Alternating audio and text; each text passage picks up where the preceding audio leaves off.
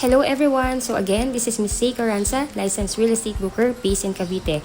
And right now, I'm just going to make a short vlog on how to purchase your property here in Estancia Enclaves. So if you are a new viewer, please do me a big favor po. Please subscribe and hit the bell button found in the lower right of this video screen. Please do that po. Napakalaking tulong po yan sa akin at sa aking buong team. Ayun. So ngayon po, itong pinapakita ko sa inyo ngayon is the construction update ng ating Estancia Enclaves Phase 1 sa area po na to, dito po nakatayo or itatayo yung mga ready for occupancy na pwede ninyong i-reserve. So number 1, kung kayo po ay OFW at wala sa Pilipinas, kasi majority po talaga ng mga client namin are OFW na wala sa Pilipinas. Kung gusto niyo na po mag-purchase ng property, all you need to do po, number 1, our number is already posted in this video. You can contact me or my agents na nakalagay po sa number na to or sa video na to. And our URL ng aming Facebook account nasa text description ng video na to. Please add us na rin po para at least we could have a live chat kung paano po namin kayo properly mag-guide sa journey ninyo ng pagkuha ng inyong property dito sa amin sa Estancia Enclaves. Number 2, mag-assign ng representative or SPA or Special Power of Attorney or Attorney in Fact na siyang kakatawan po sa inyo sa pagkuha ng inyong property dito sa Pilipinas. Siya po ang pipirma ng mga documents in behalf po ninyo while wala po kayo dito sa atin sa Pilipinas. Ang representative na pwede nyo pong i-assign, number 1, pwedeng asawa, pwedeng anak, pwedeng magulang, pwedeng pinsan, pwedeng in-laws na kaipilido pa ng inyong spouse na nag-e-edad ng 21 up to 55 years old. Number 3, pag na-message na po kami, automatic po kukunin namin ang inyong email address para ma-forward po namin sa inyo yung reservation form. Fill upan nyo lang po yung reservation form. Then pagka-fill up nyo po, kindly attach your documents na available po ninyo ngayon like passport and 2 valid ID. Paki-attach na rin po ang inyong latest job contract or at least 1 month payslip po. Number 3, pay your reservation fee. Ang reservation fee po natin is only 25,000 pesos.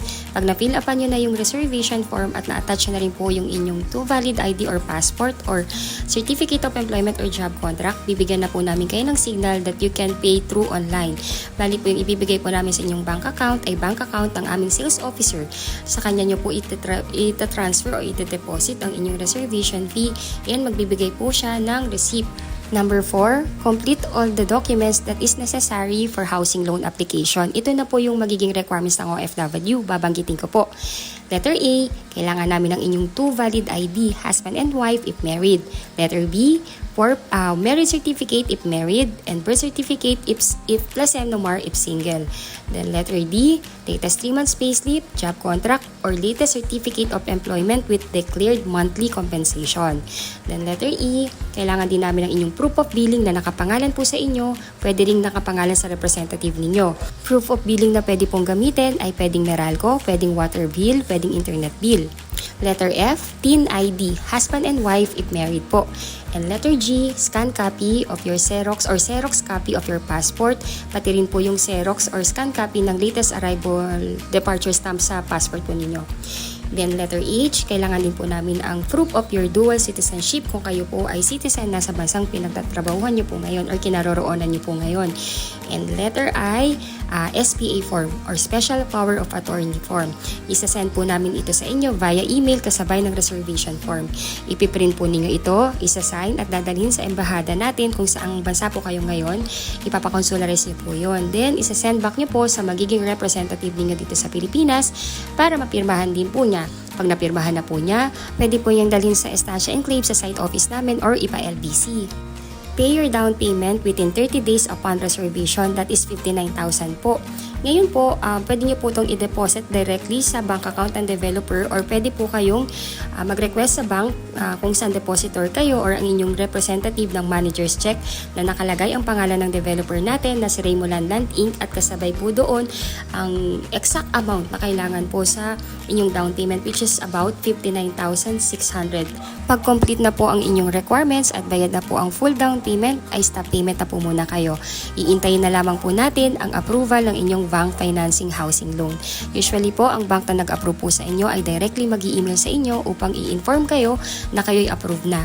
Pag naka-receive na po kayo ng email na ganon, basahin nyo lang po yung terms and condition and kung okay na po sa inyo, replyan nyo lamang po na ina-accept nyo na ito At sunod po nun, i-schedule na po kayo for the loan contract signing. Kung wala pa kayo sa Pilipinas, pwede po ang inyong representative ang siyang pipirma in behalf ninyo. Once po nakapagpirmahan na po ng contract, ang developer natin ay iintayin na lang ang loan proceed na ibigay sa kanya ng bangko. Once na-receive na po ng ating developer, hihingi naman po ang ating developer ng 30 to 45 days para po sa unit preparation at acceptance ninyo.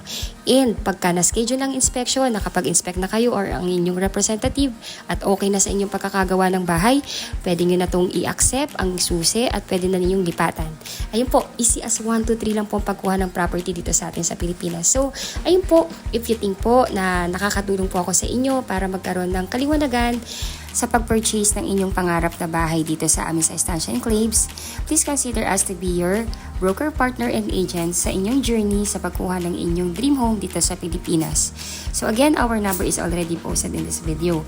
I am Miss C. Carranza. You can add me in my Facebook account. Please follow me also in my YouTube channel, in my Facebook page, and TikTok. Just search Discounted Homes sa Pinoy. Ayun po yung mga number po namin. Nandito na rin po, pati yung number ng aking mga agents. We are happy and always ready to answer all your inquiries po. Ayun po, so if you have intentions to reserve or gusto nang ipatripin ang inyong mga relatives, just message us po. Ayun po, thank you so much for watching, and again, if you are new to my channel, please do me a big favor. Please subscribe and hit the bell button found in the lower right of this video screen. Thank you so much sa panonood po, and till our next video. Bye po!